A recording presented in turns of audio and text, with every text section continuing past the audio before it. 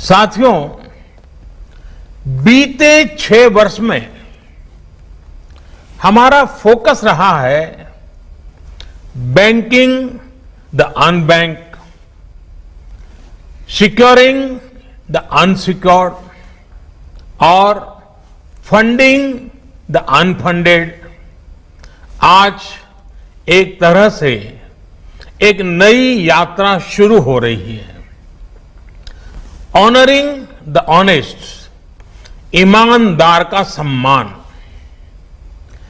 देश का ईमानदार टैक्स पेयर राष्ट्र निर्माण में बहुत बड़ी भूमिका निभाता है।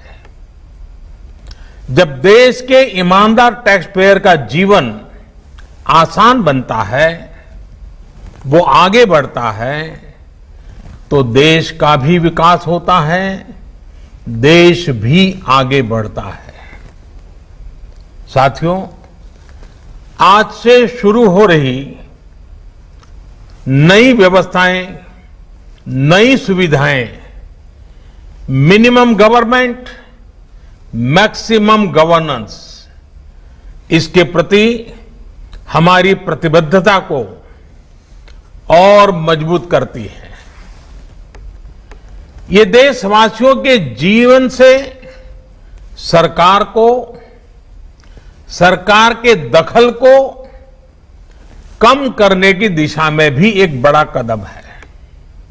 साथियों, आज हर नियम कानून को, हर पॉलिसी को प्रोसेस और पावर सेंट्रिक अप्रोच से बाहर निकालकर उसको पीपल सेंट्रिक और पब्लिक फ्रेंडली बनाने पर बल दिया जा रहा है।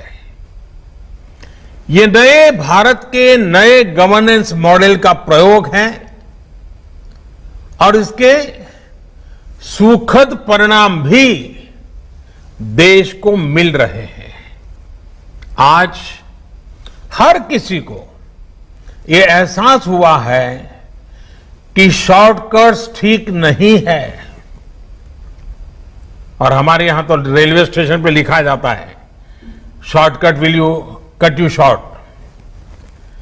गलत तौर तरीके अपनाना सही नहीं है। वो दौर अब पीछे चला गया है।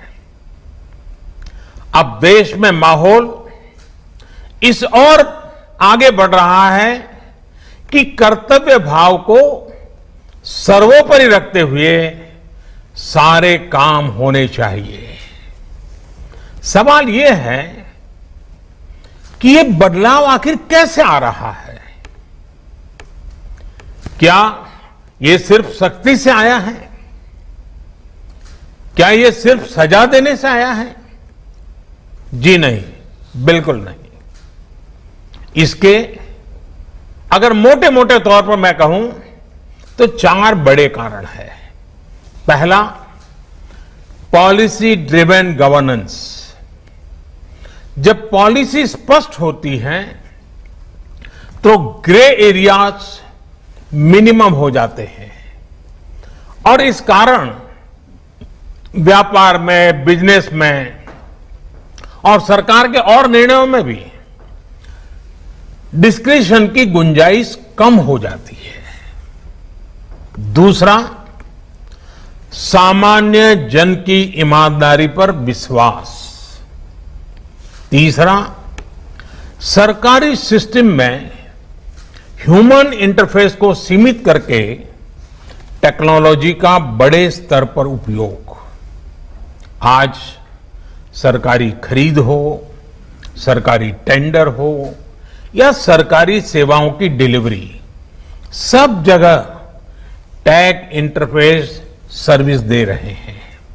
और चौथा, हमारी जो सरकारी मशीनरी है, जो ब्यूरोक्रेसी है, उसमें एफिशिएंसी, इंटीग्रिटी और सेंसिटिविटी के गुणों को रिवॉर्ड किया जा रहा है, पुरस्कृत किया जा रहा है।